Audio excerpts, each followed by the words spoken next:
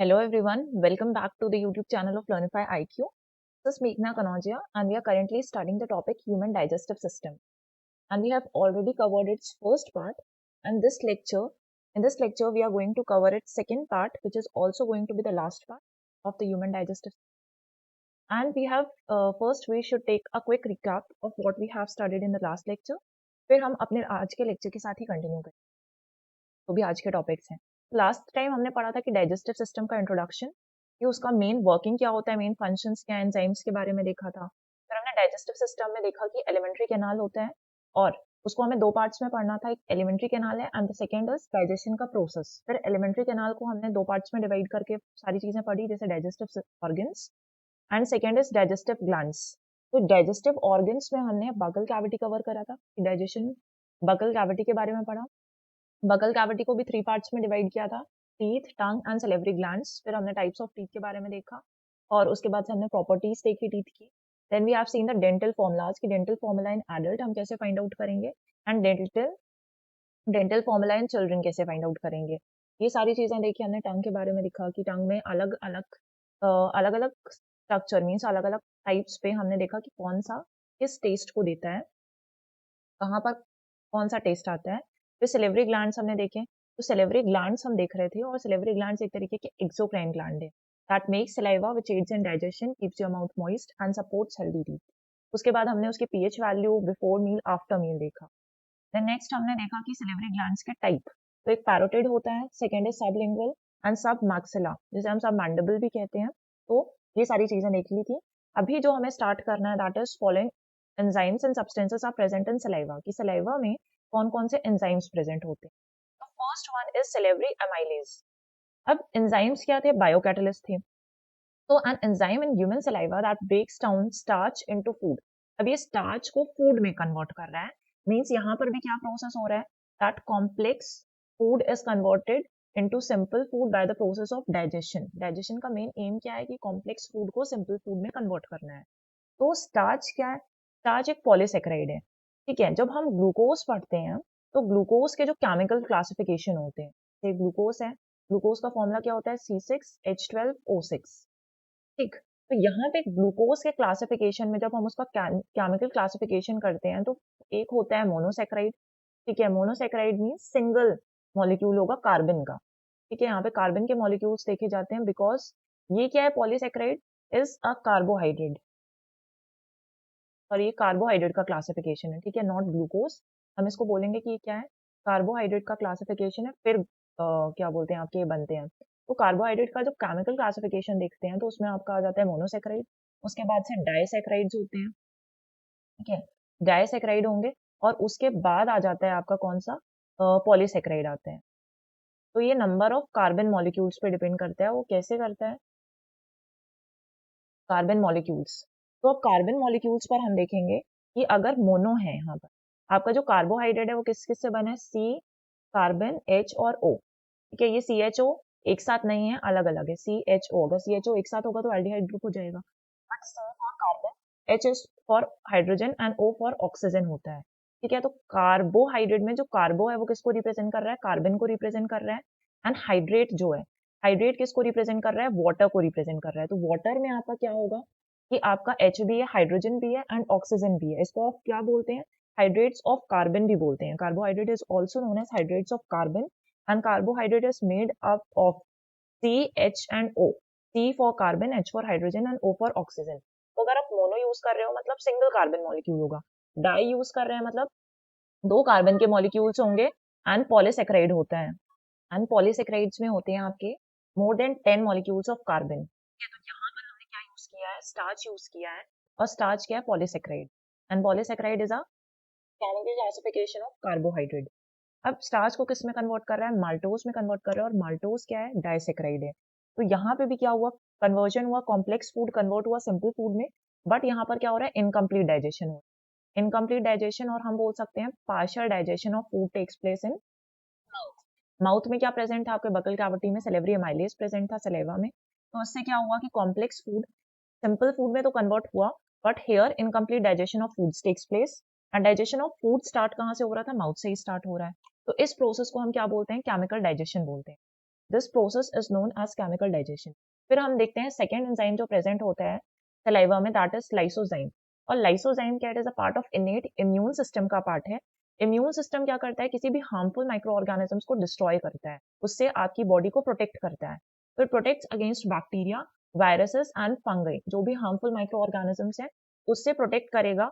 और ये जो लाइसोजाइम का सिक्रीशन है सिर्फ आपके सलाइवा में नहीं प्रेजेंट होता है, बल्कि और कहाँ टीयर्स, आपके आंसू में प्रेजेंट होगा। नसल म्यूकस जो होता है, जैसे आपके नोज में हेयर्स प्रेजेंट होते हैं, तो वो क्या करते हैं कि बाहर से कोई ऐसा हार्मफुल माइक्रो ऑर्गेनिज्म हो रहा है तो उसे प्रोटेक्ट करने के लिए होते हैं। उस तरीके से ही वहां पर म्यूकस भी होता है, और उसमें क्या प्रेजेंट होता है, लाइसोजाइम प्रेजेंट है। गैस्ट्रिक सिक्रीशंस में होगा, सलाइवा में, एनिमल एंड प्लांट टिश्यूज में भी ये प्रेजेंट होता है। अब ये देखिए हमने कि salivary amylase and lysozyme are the two enzymes which are present in saliva. Next are substances, की कौन कौन से सब्सटेंसेस प्रेजेंट है। तो पहला है म्यूकस प्रेजेंट होगा, तो माउथ को, फूड को स्मूथ और सॉफ्ट बनाता है। ठीक है, it makes the food smooth and soft. And second is salt. Salt का फंक्शन क्या होगा कि बैलेंस करता है पीएच ऑफ सलाइवा को। जैसे अब हमने पीएच ऑफ सलाइवा देखा था ना, तो पीएच ऑफ सलाइवा क्या था, 6.6 समथिंग था। तो इस चीज को भी क्या करता है, बैलेंस करके रखता है, ताकि ये ज्यादा एसिडिक ना हो या फिर बेसिक ना हो। तो इस तरीके से फंक्शंस थे। इसके बाद नेक्स्ट है हमारा टॉपिक एसोफेगस एंड फिनिक्स। तो एसोफेगस और जो फिनिक्स होते हैं बहुत ही इंपॉर्टेंट है। जैसे कि एसोफेगस एक ट्यूब है that connects the pharynx to the stomach. ठीक, एसोफेगस हम यहाँ पर देखेंगे कि एसोफेगस यहाँ पे मार्क है, और ये क्या कर रहा है कि कनेक्ट कर रहा है, किस चीज को कनेक्ट कर रहा है, माउथ से आपके सीधे स्टमक पर जाएगा। मीन्स यहाँ पे जो फेर्निक्स होगा उसको स्टमक से कनेक्ट करेगा। फेर्निक्स में भी 3 पार्ट होते हैं, वो भी हम डिस्कस करेंगे। Contracts to move food into the stomach, ताकि ये कॉन्ट्रैक्ट होने के बाद जितना भी फूड इसके अंदर है वो कहाँ पर पहुंचा दे, माउथ से सीधे कहाँ पर जाएगा, स्टमक में। और फिनिक्स जो होता है, और throat is a muscular tube that connects the mouth and nose to the oesophagus and larynx. तो फिनिक्स और थ्रोट, फिनिक्स को ही क्या बोलते हैं, आपका जो थ्रोट वाला पार्ट है वही आपका फिनिक्स है। ये एक मस्कुलर ट्यूब होता है जो माउथ और नोज दोनों को ही कनेक्ट कर रहा है एसोफेगस से और लिनिक्स से। It allows solids and liquids to pass into the esophagus, ऐसा आएगा यहाँ पर। तो esophagus is also known as food pipe। इसको क्या बोलते हैं हम, फूड पाइप भी बोलते हैं, बिकॉज ये क्या कर रहा है, ट्रांसफर कर रहा है फूड मटेरियल और फ्लूइड मटेरियल्स को स्टमक तक। And it also conducts air to and fro from the trachea. जो फिर्निक्स है वो क्या करेगा, वो विंड पाइप का पार्ट होगा, तो ये क्या करेगा, ट्रैकिया तक ले जाएगा। और जो आपका ट्रैकिया है वो क्या है, विंड पाइप होता है, यहाँ से एयर पास होती है। ठीक है, तो एसोफेगस क्या है, आपका फूड पाइप है, and your trachea is the windpipe. Oesophagus को हम ऐसे कंसिडर कर सकते हैं, mouth is the gateway. If mouth को हम क्या कंसिडर कर रहे हैं कि mouth is the gateway to the body, then oesophagus is the highway for food and drink to travel along to make it to the stomach. तो mouth को हम क्या कंसिडर कर लेते हैं कि ये गेटवे है। गेटवे में क्या होता है, ऑब्वियसली गेट में ही कोई आएगा, तो गेट में क्या एंटर कर रहा है, फूड एंटर कर रहा है। उसके बाद से जो एसोफेगस है आपका, वो एक हाईवे की तरह काम करता है, जो कि आपके जो भी चीजें गेटवे में आई है उसको स्टमक तक पहुंचाने का काम करे। तो ये हो गया आपका एसोफेगस एंड फिनिक्स। तो एक और डायग्राम से देख सकते हैं, जैसा कि यहाँ पर जो फिनिक्स है आपका वो 3 पार्ट्स में डिवाइडेड है। उसके सब पार्ट्स हैं, ये एक होता है नेसोफिनिक्स, उसके बाद आता है ओरोफिनिक्स, एंड थर्ड वन इज हाइपोफिनिक्स। तो ये 3 पार्ट्स में डिवाइडेड है। जो आपका ओरोफिनिक्स वाला पार्ट है उसमें बेसिकली हम फूड को देख लेते हैं, यहाँ पे फूड है। ठीक, और उसके बाद जो नेसोफिनिक्स वाला पार्ट है, यहाँ पर हम बेसिकली कंसिडर करते हैं कि यहाँ से एयर पास हो रही है, क्योंकि पहले तो यहाँ से भी पास होगी। उसके बाद हम देखते हैं कि जो ये हाइपोफेनिक्स है ना, it is also known as LARYNGO,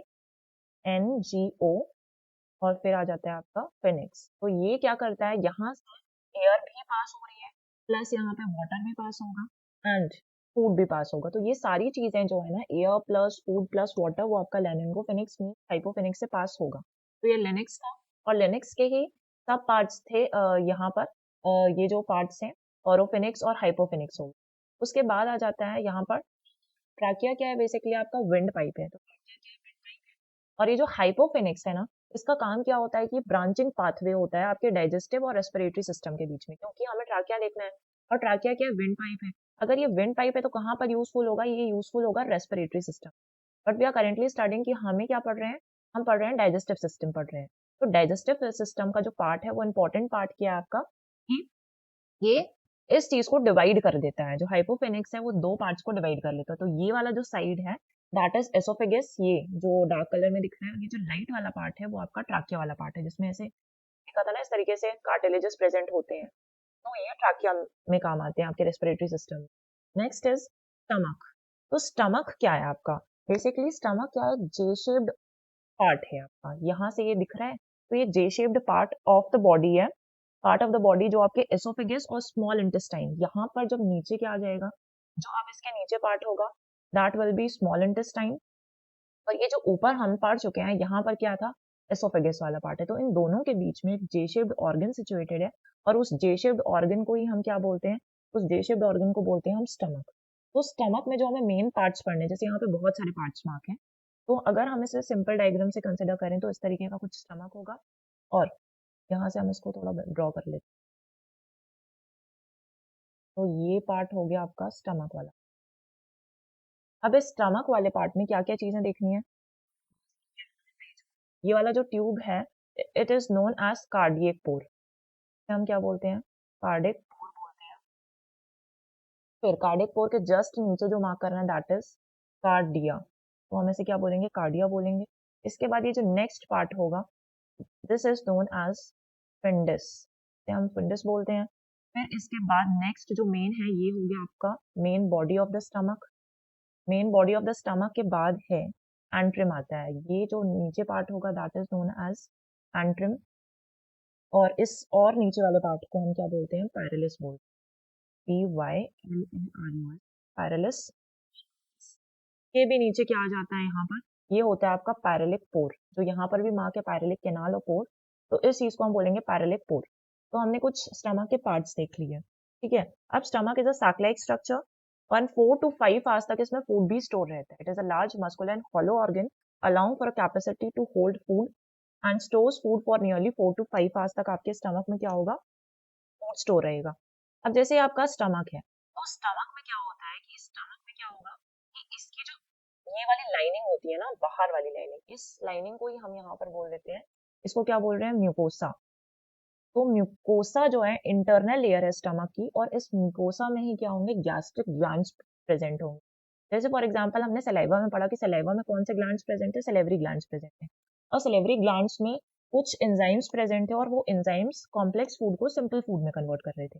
तो सिमिलरली यहाँ पर भी वही प्रोसेस होगा, बट वहां पर क्या हुआ था, इनकम्प्लीट डाइजेशन ऑफ फूड हुआ था, यहाँ पर भी इनकम्प्लीट डाइजेशन ऑफ फूड ही होगा, बट म्यूकोसा जो कि इंटरनल लेयर है स्टमक में, वहां पर गैस्ट्रिक ग्लैंड्स प्रेजेंट है, और गैस्ट्रिक ग्लैंड क्या करेंगे, गैस्ट्रिक जूस सीक्रेट करते हैं, तो इट सीक्रेट्स गैस्ट्रिक जूस।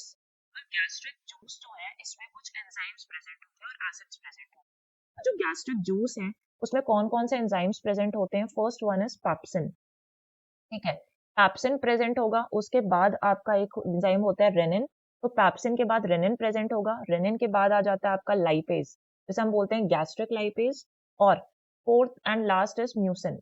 तो म्यूसिन हो गया जो कि क्या कहलाता है, गैस्ट्रिक म्यूसिन। तो म्यूकोसा जो which is the internal layer present in your stomach, इस लेयर में क्या होंगे, गैस्ट्रिक ग्लैंड्स प्रेजेंट होंगे, वो gastric glands gastric juice plus कुछ एंजाइम्स प्रेजेंट होंगे इसमें। तो गैस्ट्रिक जूस में जो एंजाइम्स प्रेजेंट है that is pepsin, rennin, gastric lipase and gastric mucin. अब हम इस एंजाइम्स के बारे में देखते हैं कि इनकी फंक्शनिंग क्या होती है। सबसे पहले आता है गैस्ट्रिक जूस, तो गैस्ट्रिक जूस से क्या कौन सा एंजाइम्स हो रहा है, पेप्सिन एंजाइम हो रहा है। पेप्सिन एंजाइम की वर्किंग क्या होती है कि प्रोटीन को इसमें कन्वर्ट कर रहा है, प्रोटीन जो कि कॉम्प्लेक्स फूड है, इस प्रोटीन को किस में कन्वर्ट कर रहा है, पॉलीपेप्टाइड एंड पेप्टोन में, और वो क्या एक सिंपल फूड हो जाता है। सेकेंड इज रेनिन एंजाइम, तो रेनिन एंजाइम क्या करता है, डाइजेस्ट करता है मिल्क प्रोटीन को। मिल्क प्रोटीन क्या है, केसियन जो है एक मिल्क प्रोटीन है, और उसको कन्वर्ट कर देगा कैल्शियम पैराकैसिनेट में, ये एक सिंपल होता है, सिंपल फूड हो गया आपका, ठीक है। तो rennin enzyme is absent in adult. Adult में क्यों एब्सेंट होता है, क्योंकि जो एडल्ट्स हैं वो उतना ज्यादा ह्यूज अमाउंट में मिल्क का कंजम्पशन नहीं करते हैं, और जो थोड़ा बहुत मिल्क का कंजम्पशन एडल्ट्स में होता है वो किसके थ्रू ही ब्रेक डाउन हो जाता है, प्रोटीन डाइजेस्टिंग एंजाइम्स के थ्रू ही कन्वर्ट हो जाएगा वो सिंपल कंपाउंड्स में, पेप्सिन के थ्रू ही कन्वर्ट हो जाता है, ठीक। तो it is found in children from birth to 8 years of age, and it is also present in ruminant animals. तो रूमिनेंट एनिमल्स आपके कौन से हैं, बफलोज, कैटल्स, और आपके जो भी कैमल्स वगैरह हैं, ये हर्बीवोरस एनिमल्स होते हैं। और हर्बीवोरस एनिमल्स में क्या होता है, उनको टाइम लगता है, फूड को बहुत देर तक चबाते हैं, तो एक सीरीज ऑफ स्टेप्स के थ्रू अपने फूड को डाइजेस्ट करते हैं। तो इस प्रोसेस को क्या कहा जाता है, रूमिनेशन। और उन एनिमल्स जिनमें ये प्रोसेस हो रहा है उनको क्या कहेंगे, रूमिनेंट एनिमल्स कहेंगे। तो इसलिए जो रेनिन एंजाइम है उसका मेन काम क्या है कि मिल्क प्रोटीन है ये, और इसको केसिन को डाइजेस्ट करना है कैल्शियम पैराकेसिनेट में। ठीक, तो यहाँ पे इसकी वर्किंग कुछ ऐसी रहेगी, और एडल्ट्स में ज़्यादा कंजम्पशन नहीं होता है, इसलिए जो थोड़ा बहुत कंजम्पशन है उसको डाइजेस्ट करने के लिए पैप्सिन ही वर्क करता है, कि पैप्सिन एंजाइम के थ्रू ही वो पॉसिबल है। देन नेक्स्ट है हमारे पास गैस्ट्रिक लाइपेज। गैस्ट्रिक लाइपेज की जो वर्किंग है वो क्या करता है, फैट को कन्वर्ट करता है फैटी एसिड्स एंड ग्लिसरॉल में कन्वर्ट करता है। जो फैटी एसिड है वो नियरली कितना परसेंट फॉर्म होता है, 75%, तो अप्रोक्सीमेटली कितना है, 75%।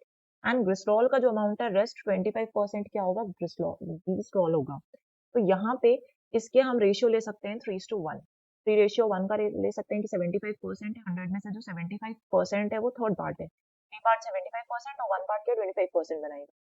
ठीक, तो इस तरीके का रेशियो। अब ये आपको एग्जाम्स में कुछ ऐसा रेशियो भी पूछ सकता है कि अगर गैस्ट्रिक लाइपेज में जो फैट है, फैट को वो फैटी एसिड जो ग्लिसरॉल में कन्वर्ट कर रहा है, तो उसका जो रेशियो है वो ऑपोजिट भी पूछ सकता है। अगर ये ग्लिसरॉल और फैटी एसिड का रेशियो पूछता है तो वो क्या हो जाएगा, 1:3। तो ऐसी कॉमन मिस्टेक्स हमसे हो सकती है सिली मिस्टेक्स एग्जाम के टाइम पर, कि उसने रेशियो पूछा है तो हम रेशियो को ऐसे ही लिख सकते हैं, बट ये ध्यान रखना है कि पहले वो कौन सी चीज पूछी। उसके बाद आता है gastric mucin. It protects mucosa from acid, acid से प्रोटेक्ट कर रहा है।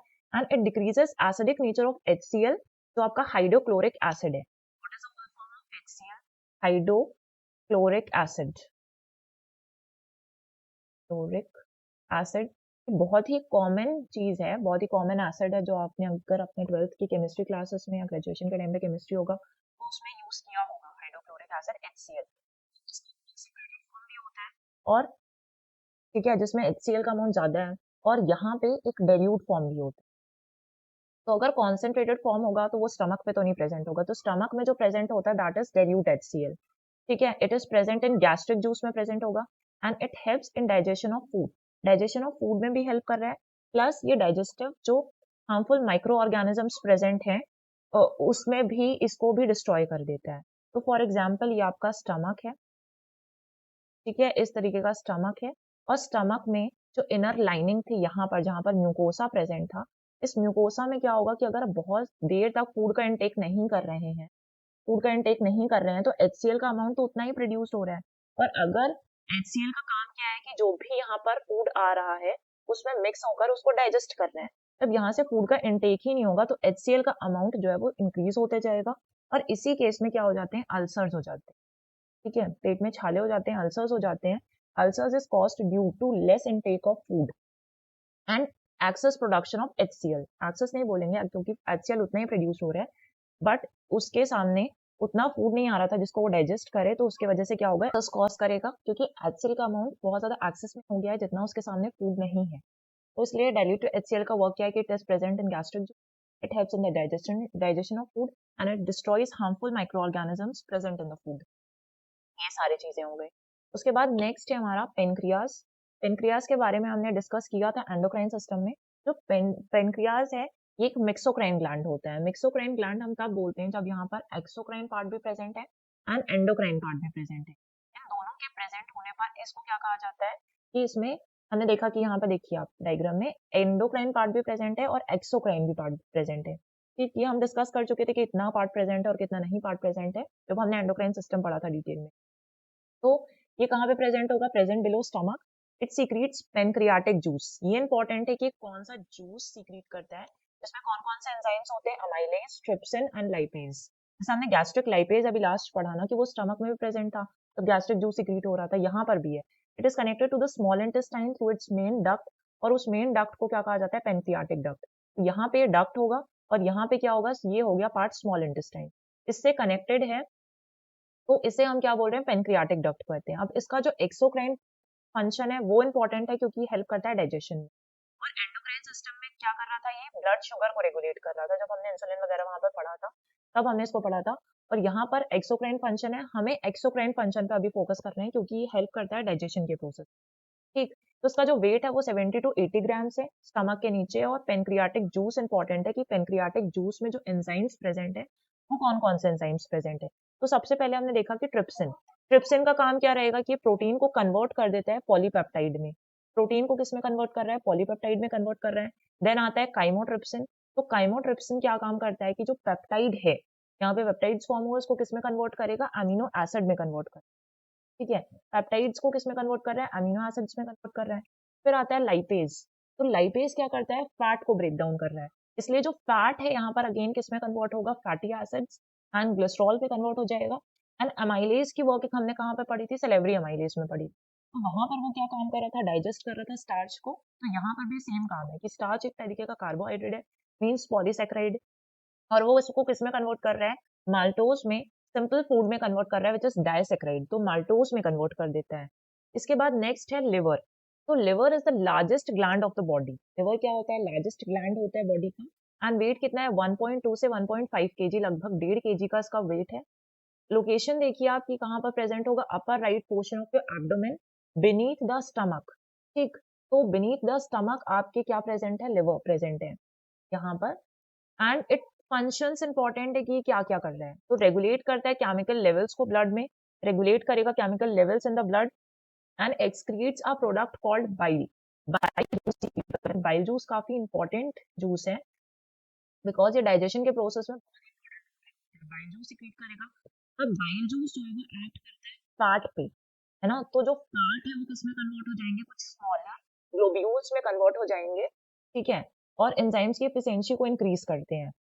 तो गॉल ब्लैडर, फाइनली ये जो गॉल ब्लैडर है इसमें जाकर यहाँ पे होगा, लोकेशन यहाँ पे नहीं होगा, इस एरो को यहाँ पर देखेंगे, ये क्या है, आपका गॉल ब्लैडर है। और ये जो भी लिवर के थ्रू यहाँ पे जो भी बाइल जूस प्रोड्यूस्ड हुआ है वो जाके इस गॉल ब्लैडर में स्टोर हो जाएगा, और गॉल ब्लैडर के थ्रू, इस बाइल डक्ट के थ्रू फिर कहाँ जाएगा, ये बाकी पार्ट्स में ट्रांसफर हो जाएगा। ठीक, तो बाइल डक्ट होता है और बाइल डक्ट के थ्रू ट्रांसफर होता है। फॉर एग्जाम्पल हम लिवर वाले पार्ट को कुछ ऐसे देख लेते हैं कि हमारा बाइल डक्ट है, इस बाइल डक्ट के बाहर आप देखेंगे कि ये लिवर वाला पार्ट हो गया। तो लिवर वाले पार्ट में क्या होते हैं, कुछ ऐसे हेक्सागोन टाइप के स्ट्रक्चर प्रेजेंट होते हैं, हेक्सागोन जैसे ऐसा, इस तरीके का स्ट्रक्चर बनेगा, ऐसे फिगर्स जिसमें 6 साइड्स हैं, तो वो क्या होगा आपका हेक्सागोन। तो पूरे इसमें क्या होते हैं, ऐसे हेक्सागोनल स्ट्रक्चर प्रेजेंट होते हैं, तो नहीं बन रहे हैं बट ऐसे याद रखिए, इसमें हेक्सागोन स्ट्रक्चर्स प्रेजेंट हैं, और इसे हम क्या बोलते हैं, हेक्सागोनल सेल्स बोलते हैं और हेपेटिक सेल्स बोलते हैं, are known as hexagonal cells क्योंकि हेक्सागोन शेप के हैं, और हेपेटिक सेल्स भी बोलते हैं क्योंकि लिवर को हम साइंटिफिक लैंग्वेज में, साइंस में क्या बोलते हैं, हेपेटिक बोलते हैं। That's why these are known as hepatic cells और हेक्सागोनल सेल्स। ये हेक्सागोनल सेल्स ही बाइल जूस सीक्रेट कर रहे हैं, उनका मेन फंक्शन क्या है, सीक्रेशन ऑफ बाइल जूस। फिर हेपेटिक सेल से जो बाइल जूस है वो ट्रांसफर हो जाएगा कहाँ पर, इस गॉल ब्लैडर में होगा, और गॉल ब्लैडर में बाइल डक्ट के थ्रू ये ट्रांसफर हो जाएगा बाकी पार्ट्स में, मतलब स्मॉल इंटेस्टाइन में जाने वहां पर चले जाए। और जो बाइल जूस का पीएच है, ठीक है, बाइल जूस का जो pH value, hydrogen ion concentration है, वो कितना होता है, 7.1 से लेकर 8.2 के बीच में रहता है, 7.1 से 8.2 के बीच में रहेगा, जो कि स्लाइटली आपका बेसिक है। 7 के ऊपर जो भी चीजें होंगी वो क्या होंगी, बेसिक होंगी। तो अगर 7.1 से 8.2 के बीच में वैल्यूज है तो थोड़ा ऊपर गया है, स्लाइटली बेसिक हम इसको कंसिडर कर सकते हैं। अब लिवर के फंक्शंस क्या होते हैं, इसका काम होता है फिल्टर भी कर रहा है, फिल्ट्रेशन कर रहा है, डाइजेशन के प्रोसेस में हेल्पफुल है, मेटाबॉलिज्म एंड डिटॉक्सिफिकेशन करता है, प्रोटीन का सिंथेसिस, प्रोटीन को मैन्युफैक्चर करना है वो भी कर रहा है, और जो विटामिन है, storage of vitamin and minerals को भी स्टोर करने का काम कर रहा है यहाँ पर आपका लिवर। तो लिवर के हमने सारी चीजें देखी। अब आते हैं नेक्स्ट पार्ट में, जो है आपका स्मॉल इंटेस्टाइन। तो स्मॉल इंटेस्टाइन और लार्ज इंटेस्टाइन जो होता है, दोनों में बड़ा कौन रहता है, दोनों में जो लार्ज होता है वो एक्चुअली में स्मॉल इंटेस्टाइन होता है, ठीक है। हम लार्ज इसको इसलिए बोलते हैं बिकॉज इसका ये जो विड्थ है वो ज्यादा है, इसलिए हम इसको क्या बोल रहे हैं, क्योंकि इसका विड्थ ज्यादा है इसलिए हम इसको लार्ज इंटेस्टाइन बोल रहे हैं, बट एक्चुअली में जो साइज है वो स्मॉल इंटेस्टाइन का लार्ज होता है। Okay, तो जो स्मॉल इंटेस्टाइन है that is the longest part of alimentary canal, यहाँ पे क्या होगा, कैनाल, एलिमेंट्री कैनाल का क्या है, लॉन्गेस्ट पार्ट है। And length of small intestine differs in all organisms depending upon their food habits. तो फूड हैबिट्स पे डिपेंड करता है कि लेंथ अलग अलग कैसे होगी, ठीक है, जो फूड हैबिट्स है उसमें, जैसे अगर हम देखेंगे जो एलिमेंट्री कैनाल की लेंथ है ना वो हर्बीवोरस एनिमल्स में ज्यादा होती है as compare to carnivorous animal, क्योंकि तो हर्बीवोरस उनको बहुत चबाकर खाना पड़ता है, बहुत सीरीज ऑफ स्टेप्स होते हैं उनके डाइजेशन के प्रोसेस में, इसलिए उसमें उनमें क्या होता है, एलिमेंट्री कैनाल बड़ी होती है। It is a site of complete digestion of food. यहाँ पर ये क्या है, कंप्लीट डाइजेशन ऑफ फूड का साइट भी है कि अब स्मॉल इंटेस्टाइन को हम डिटेल में देखेंगे और वहां पे सारा आपका डाइजेशन का प्रोसेस हो जाता है कि अब कहाँ कहाँ पर कैसे कैसे होगा। तो सबसे पहले हम देखते हैं यहाँ पर ये वाला पार्ट जो है वो लार्ज इंटेस्टाइन का पार्ट है, ये हमने देखा। इसके बाद यहाँ पे जो आपका स्मॉल इंटेस्टाइन वाला पार्ट है, ये इंटरनल पार्ट, इसमें कौन कौन सी चीजें प्रेजेंट, तो यहाँ पे आ जाते हैं डाइजेस्टिव ग्लैंड्स। डाइजेस्टिव ग्लैंड्स क्या करेंगे, डाइजेस्टिव जूस और it is also known as intestinal juice, उसको सिक्रीट करते हैं। ठीक है, तो आपके इंटेस्टाइनल जूस या डाइजेस्टिव जूस हम ऑलरेडी देख चुके हैं।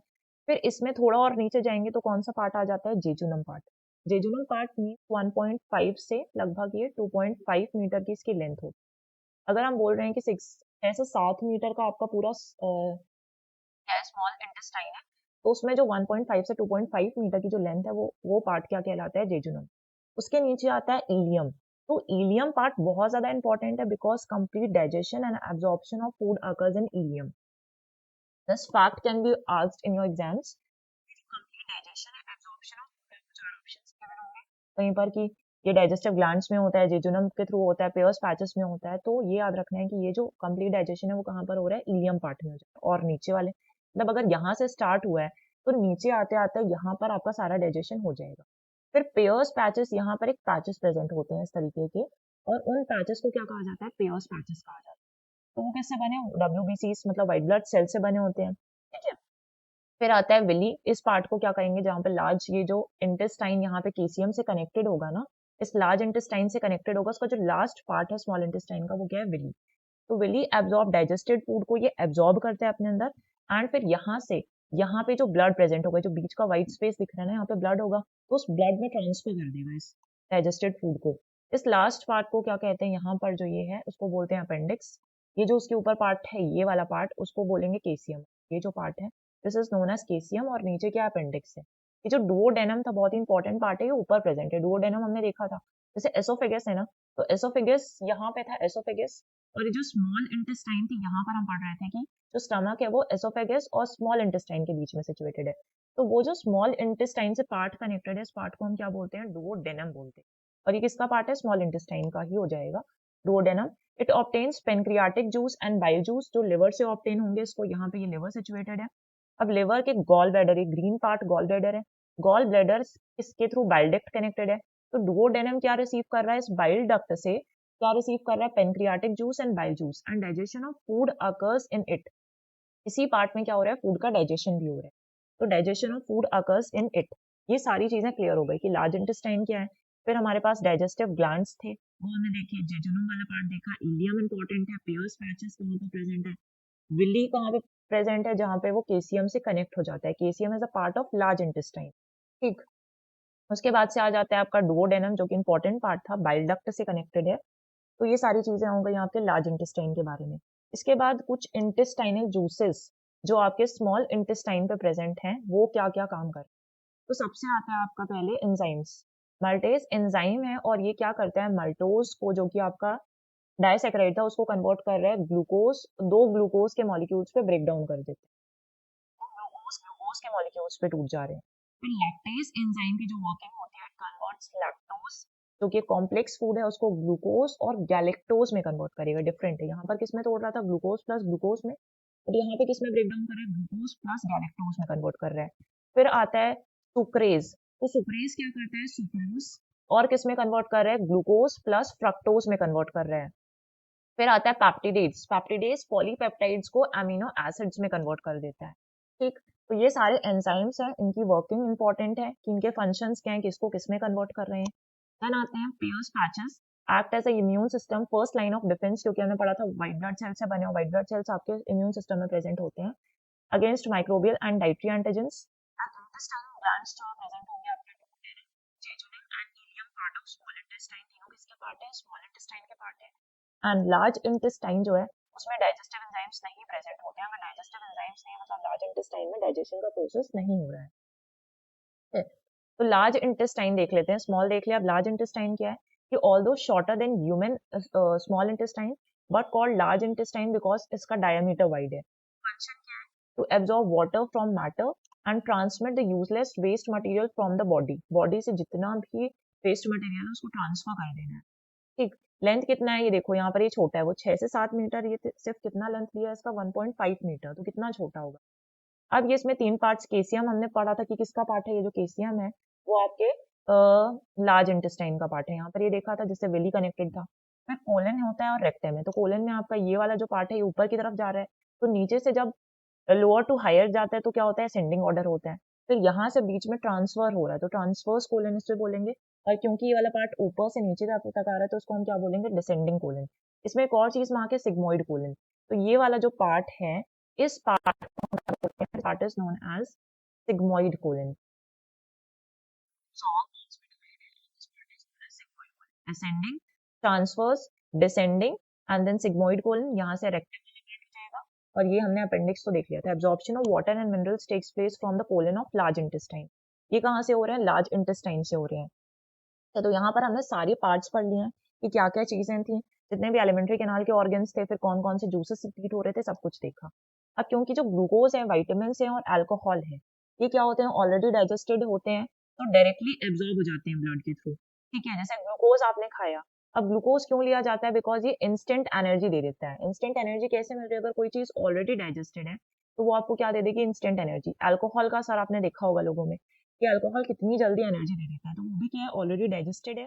फर्मेंटेशन के प्रोसेस से, बाय फर्मेंटेशन यही बनता है अल्कोहल, तो फर्मेंटेशन के प्रोसेस से वो क्या हो चुका है, ऑलरेडी डाइजेस्ट हो चुका है। नहीं, जैसे ही आप कंज्यूम करेंगे तो वो क्या दे देगा, इंस्टेंट एनर्जी आ जाती है लोगों में। अब यहाँ पर एक बेसिक चीज मैंने पढ़ा था, I read somewhere in the book, as your nourish your body so your nourish your mind. कि कितना इंपॉर्टेंट होता है ये नरिशमेंट। इसे बोलते हैं ना ritual of life nourishment. Life means जो आप लाइव फूड से इसका रिलेशन है। Live food means basically vegetarian food को ये कंसिडर करता है, बट इसका ये मतलब नहीं है कि आप नॉन वेजिटेरियन फूड एक भी कंज्यूम नहीं करेंगे, बट उसके एक्सट्रीम पर नहीं जाना है। ठीक, तो जो लाइव फूड्स होते हैं वो नेचुरल इंट्रैक्शन से बनते हैं। जब सन, एयर, सॉइल और वाटर इन सब का नेचुरल इंट्रैक्शन हो रहा है तो क्या हो रहा है कि आपके ये वाले फूड फॉर्म हो रहे हैं। ठीक है, there was a line in the book कि even if you are eating in the finest restaurants in the country, but still you are consuming और filling your body with junk. तो ये बहुत अच्छी लाइन थी। एंड एक poor diet का आपकी लाइफ में बहुत ही प्रोनाउंस्ड इफेक्ट हो। अगर आप पुअर डाइट ले रहे हैं ना तो बहुत ज्यादा प्रोनाउंस्ड इफेक्ट छोड़ के जाएगा आपकी लाइफ में ये। आपकी मेंटल एनर्जी, आपकी फिजिकल एनर्जी, आपके मूड को इफेक्ट करना है, और आपकी माइंड की क्लैरिटी को भी हैम्पर करता है। अगर आप बहुत ज्यादा जंक फूड खाएंगे, सिर्फ इस पर ही डिपेंडेंट है, ठीक है, बहुत ज्यादा इनटेक कर रहे हैं, तो ये आपकी माइंड की क्लैरिटी को भी हैम्पर करता है। तो as you nourish your body you nourish your mind. अगर हम इसमें एग्जाम्पल्स देखें ना, अगर हम देखें बेसिकली, तो जो डाइजेस्टिव सिस्टम है one of the most energy consuming system होता है आपकी बॉडी का। तो for your information I must tell you कि ये जो डाइजेस्टिव सिस्टम है, it is one of the most energy consuming process of your body. ठीक है, और ये वैल्यूएबल एनर्जी रिजर्व्स को क्या करता है, डिप्लीट कर रहा है। अगर आप इतना सारा जंक फूड अपनी बॉडी में भरेंगे तो उसको डाइजेस्ट करने में कितनी ज्यादा एनर्जी कंज्यूम होगी। कि बहुत ज्यादा आपने किसी दिन बहुत ज्यादा नॉनवेज खाया है तो उसमें भी बहुत ज्यादा एनर्जी कंज्यूम होगी इसको डाइजेस्ट करने में, तो डिप्लीट कर रहा है एनर्जी रिजर्व्स को। अगर आप देखेंगे ना, मोस्ट पावरफुल एनिमल्स देखिए आप, गोरिल्लाज हो गए, एलिफेंट्स हो गए, ये मोस्ट पावरफुल एनिमल्स हैं। गोरिल्लाज की strength 30 times the strength of human beings होता है, लेकिन फिर भी ये क्या है, एक हर्बीवोरस एनिमल है। एलिफेंट्स देखिए, एलिफेंट्स जो कि कंसिडर किए जाते हैं मोस्ट इंटेलिजेंट एनिमल्स, एक बहुत ही इंटेलिजेंट एनिमल्स कंसिडर किए जाते हैं, ये भी क्या है, ये भी हर्बीवोरस है। तो फिर आप इफेक्ट समझ सकते हैं कि अगर आप ह्यूमंस हैं तो ह्यूमंस की माइंड की क्लैरिटी को, अगर इतना बड़ा डाइजेस्टिव प्रोसेस चल रहा है, तो अगर डाइजेस्टिव प्रोसेस को बहुत ज्यादा एनर्जी लगेगी तो इस तरीके से आपकी माइंड की क्लैरिटी, आपकी फिजिकल हेल्थ, आपकी मेंटल हेल्थ सब कुछ खराब होगी। ठीक है, इसको ठीक करने के लिए ईट राइट इंडिया कैंपेन भी चल रहा है, व्हिच वाज स्टार्टेड इन 2018। काफी पहले, आज से 5 साल पहले स्टार्ट किया गया था। 2018 में जब हमने 150th बर्थ एनिवर्सरी के ओकेशन पे, 150th birth anniversary of Mahatma Gandhi, father of the nation, इनकी 150th बर्थ एनिवर्सरी में government of India and FSSAI, which is very important body, food safety and standards authority of India, का full form पता होना चाहिए। And जो food safety and standards act था, तो food safety and standards act जो कब आया था आपका, 2006 में। तो ये ईयर आपको याद रहना चाहिए कि ये जो स्टैंडर्ड्स एक्ट था, that was implemented or started or enacted in 2006। अब ये इस कैंपेन का मोटिव क्या है कि कंट्री के फूड सिस्टम को ट्रांसफॉर्म करना है in order to ensure safe, healthy and sustainable food for all Indians. जितने भी इंडियंस हैं सबके लिए safe, healthy and sustainable food है। FSSAI under this campaign is striving to inculcate good eating habits. ठीक है, ऐसा आपने देखा होगा ईट राइट इंडिया, सही भोजन बेहतर जीवन। तरीके का उसका टैगलाइन देखा होगा या फिर आपने ये एड भी देखा हो कि यहाँ पर आज से थोड़ा कम से क्या बोल रहे हैं कि थोड़ा कम हमें सॉल्ट, ठीक है, सॉल्ट, ऑयल एंड शुगर का जो अमाउंट है अपनी डाइट्स में कम करना है धीरे धीरे।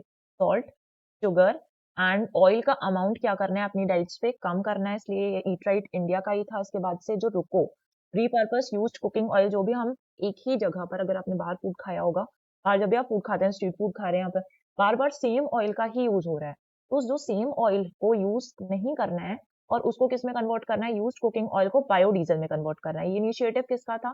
पेट्रोलियम मिनिस्ट्री का इनिशिएटिव था। Oil companies under petroleum ministry are rolling out the initiative रुको। तो ये एग्जाम में पूछा जा सकता है कि जो रुको कैंपेन है, मतलब ये तो बहुत पुराना क्वेश्चन है, बट जो रुको है वो ट्रैफिक से रिलेटेड नहीं है, इससे रिलेटेड है ये पेट्रोलियम मिनिस्ट्री के इस बायोडीजल के कैंपेन से रिलेटेड है। फिर एक भोग करके इनिशिएटिव भी इसी के अंदर स्टार्ट किया था ईट राइट इंडिया के अंदर, ये भी 2018 में ही लॉन्च हुआ था bye FSSAI to encourage all places of worship to adopt and maintain food safety and hygiene and preparation, serving and sale of food along with training of food handlers for basic food safety and hygiene. Basic food safety and hygiene और भोग का एक full form भी है blissful hygienic offering to God है। तो ये सारी चीजें ईट राइट इंडिया के अंदर ही थी, रुको इनिशिएटिव एंड भोग इनिशिएटिव। और आज से थोड़ा कम कैंपेन था जिसमें हमें सॉल्ट, शुगर और ऑयल का इंटेक थोड़ा कम करना है, नॉर्मल से थोड़ा कम ही, आप नॉर्मल से थोड़ा कम ही खाएंगे जितना बहुत ज्यादा इनटेक कर रहे हैं जो लोग। तो ये सारी चीजें थी। तो मुझे लगा ये डाइजेस्टिव सिस्टम में चीजें बतानी इंपॉर्टेंट हैं क्योंकि ऑलरेडी सारी चीजें डाइजेस्टिव सिस्टम से ही रिलेटेड। तो आज हमारा जो टॉपिक है डाइजेस्टिव सिस्टम, इसको हमने एंड कर दिया है सेकेंड पार्ट में। नेक्स्ट लेक्चर से हम नेक्स्ट टॉपिक स्टार्ट करेंगे। तो थैंक यू गाइज।